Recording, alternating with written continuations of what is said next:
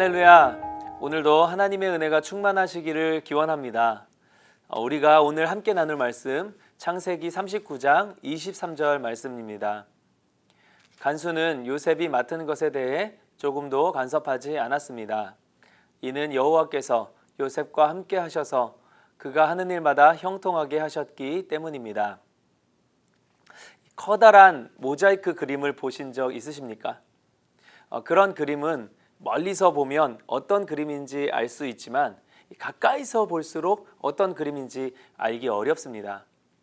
하지만 전체 그림은 그 작은 이해할 수 없는 조각조각들이 모여져야만 완성되는 것입니다. 하지만 그런 그림을 볼 때 그 조각 하나만 보고 그게 다라고 여겨지게 된다면 그것처럼 불행한 일도 없을 것입니다. 하나님을 믿는 인간의 고난도 그러한 작은 조각과 같습니다. 화가이신 하나님께서 큰 그림을 그리십니다.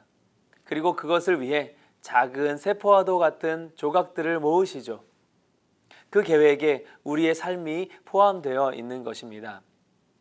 나의 삶 한 부분만 볼 때는 아무런 의미도 없는 조각 같은 삶의 시간인 것 같으나 그런 시간들이 모여 결국 최후 승리를 이루어내신 하나님의 큰 그림을 알게 되었을 때 그때의 고난의 조각이 얼마나 중요한 시간이었는지를 깨닫게 되는 것입니다. 성경의 인물 중에 이 요셉의 삶이 그 누구보다도 그러했습니다. 지금 이 시대에 요셉의 이야기를 읽는 독자들이야 이미 결말을 알기 때문에 요셉의 고난이 곧 올 축복의 전 단계라는 것은 의심의 여지가 없습니다. 하지만 우리가 그때의 요셉의 시점에서 그 상황을 본다고 할 때 과연 그렇게 여길 수 있을까요? 그와 비슷한 상황이 지금 우리 삶의 현실에 닥친다고 생각해 볼 때 하나님께서 큰 그리심을 그리시니 참 감사하고 은혜다라고 바로 여길 수 있느냐는 말입니다. 요셉은 보디발의 집에 종으로 팔려가서도 그 아내를 겁탈하려 했다는 누명을 쓰고 감옥에 갑니다.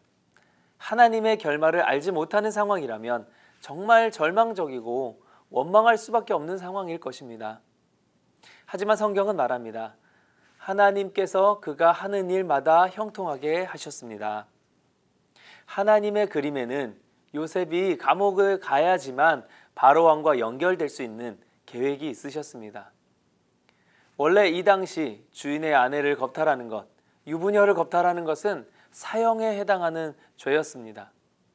하지만 보디발이 요셉을 신뢰하였기에 왕의 죄수들이 가는 감옥에 보내진 것입니다. 하나님이 형통케 하신 것이죠. 그 상황 전체를 바꾸신 것이 아니라 그 상황 안에서 형통케 하신 것입니다. 감옥 안에서도 마찬가지였습니다. 감옥을 벗어나는 형통이 아니라 감옥 안에서 잘 되는 형통을 허락하셨습니다. 당장의 고난을 벗어나게 되면 하나님의 그림이 완성될 수 없습니다. 그래서 하나님은 사랑하는 자녀에게 고난을 허락하십니다. 하지만 사랑하시기에 그 고난 가운데서도 하나님을 신뢰하기만 한다면 하나님은 형통케 하십니다. 그러나 그 고난 자체를 벗어나려고 발버둥치고 그것을 하나님께 구했다가 하나님 뜻이 아니기에 응답되지 않고 그로 인해 하나님을 원망하고 오해하게 되어 버린다면 그 고난 안에서 허락하신 형통함을 누릴 수 없게 되는 것입니다. 바로 이때 우리는 우리의 위치에서 우리의 시점에서는 보이지 않을 수밖에 없는 하나님의 큰 그림을 믿어야만 하는 것입니다. 믿기만 한다면 지금의 고난을 그것 하나만 보지 않고 전체를 연결하여 예측할 수 있게 됩니다. 그렇게 된다면 그 큰 그림의 완성을 고대하며 지금의 작은 조각 같은 고난 가운데서도 형통함을 누릴 수 있는 것입니다. 지금 그런 고난 가운데 계신 분이 있으시다면 제가 오늘 감히 선포합니다. 당신은 지금 형통한 인생을 살고 계십니다. 그렇습니다. 하나님을 온전히 바라보신다면 그 큰 그림 중에 작은 조각으로서 지금의 고난을 해석할 수만 있다면 인생이 얼마나 행복하겠습니까?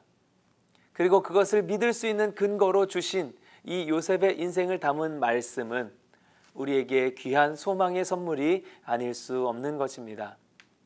고난 가운데 형통할 수 있는 은혜가 저와 여러분 가운데 있기를 예수님의 이름으로 축복합니다.